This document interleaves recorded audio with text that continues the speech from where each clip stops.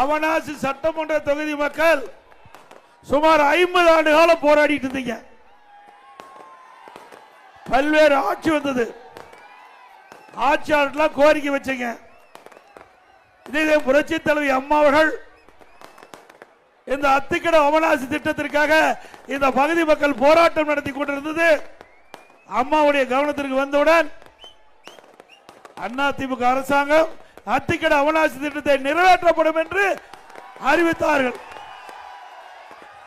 அதனுடைய அறிவிப்புக்கு இணங்க